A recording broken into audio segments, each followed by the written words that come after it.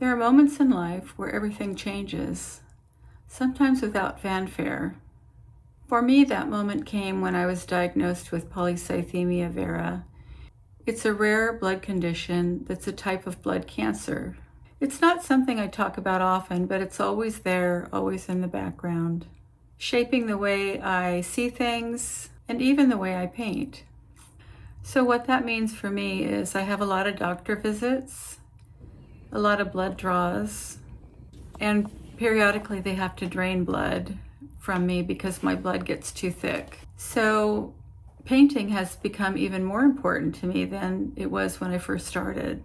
When I first started painting, it was just something that I enjoyed.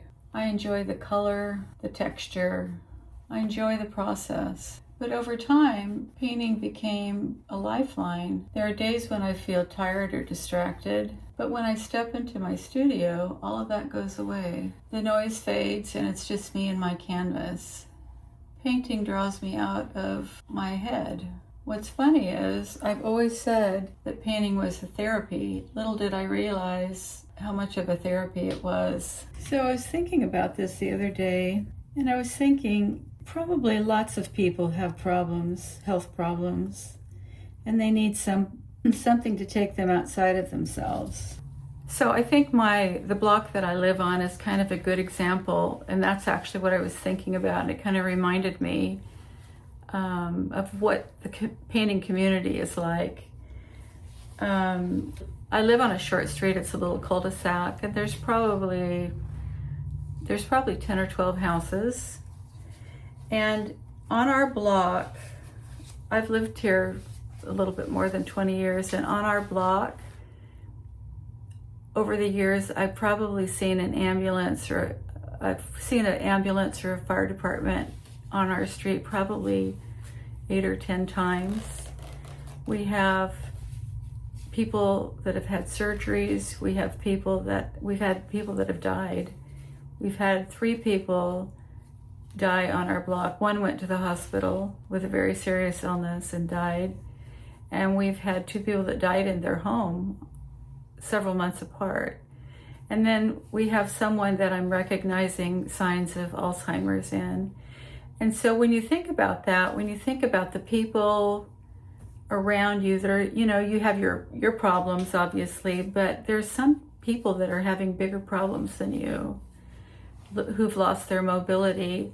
And that's where I think painting can come in, because when you think about the painting community, probably a lot of you have problems as well. And it's not, something popular that you want to talk about.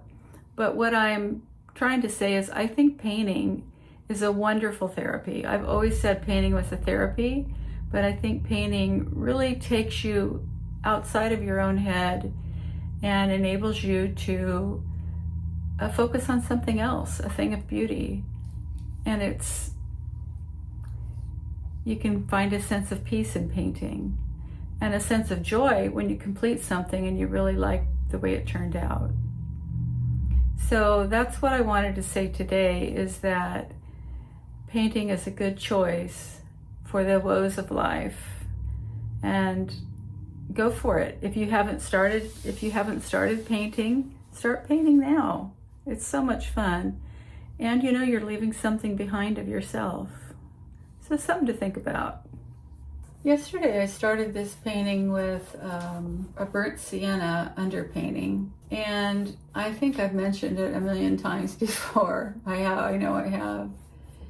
That I usually use transparent red oxide, but I started this one with burnt sienna because I know so many people use burnt sienna, and I thought I would just continue it. But what I can say about it is it's not quite as vivid of a color, and I'm not as familiar with the characteristics of burnt sienna.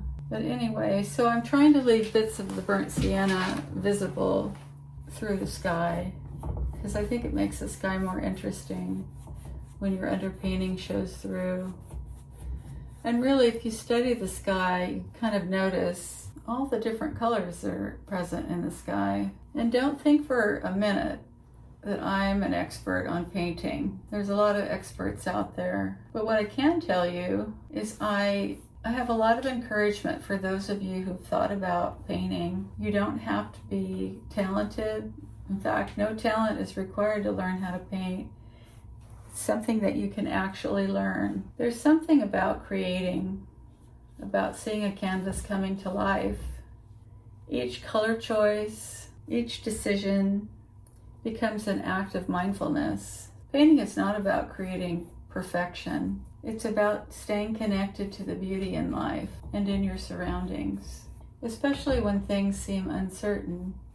So if you've watched any of my videos, you've seen how it's like a process. You know, you paint some stuff and you kind of don't like the way it looks, and then you paint some stuff over it and it looks better, or it doesn't.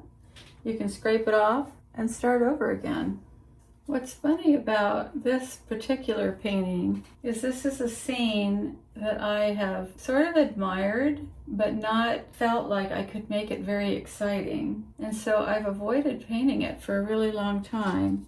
But as simple as it is, I'm having a lot of fun with it. And it kind of gives you an idea of the atmosphere. This was a kind of an overcast day at the beach, and it's a very serene environment. I think there was one little person right over here, but other than that, I was by myself. If you start looking around you at the sky or even the rocks, you don't even have to be at the beach. You'll see so many colors, it's amazing. When you start painting, you see everything differently than everyone else around you.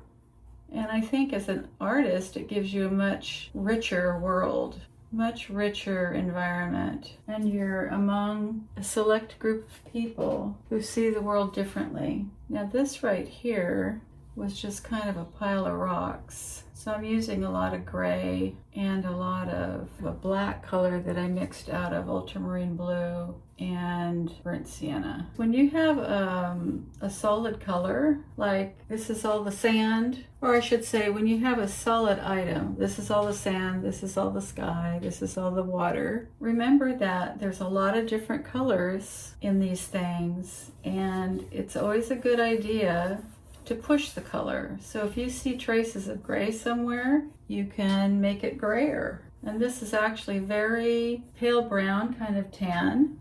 And I have this underpainting of burnt sienna, but I want it to look interesting. And so I'm incorporating some different colors into it.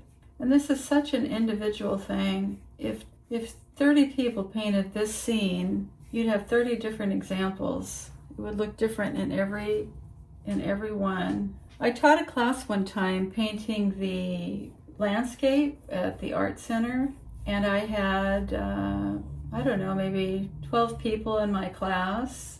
They each painted a tree and they each painted clouds.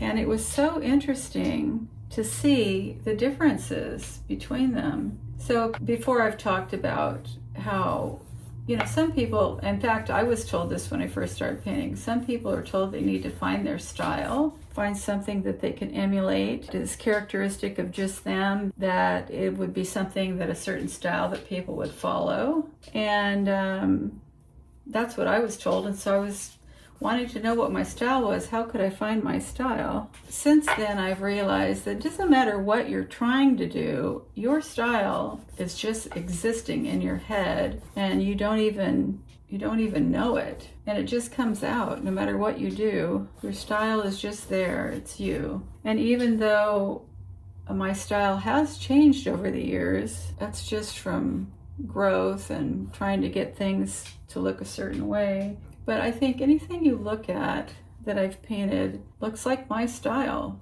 I mean, it just happens. So it's always good to step away from your painting. So I went in and had lunch.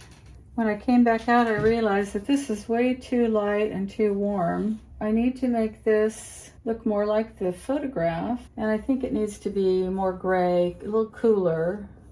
So we're gonna see if we can fix this. So I've mixed up another color. It's kind of sad that I didn't notice this before, but let's get to it. Okay, I darkened the sand. I'm going to put a little darker green underneath these bushes, and then we'll do the tree in the sky. Boy, the more I work on this, I don't feel like I'm getting this color right. It's so dark in the picture, and yet this looks kind of light. This is obviously a cypress tree. I think what's going on is the sky underneath it is still wet, and I'm dragging the white up into this blue. Probably I'm going to have to let this dry. So now we're on to the sky.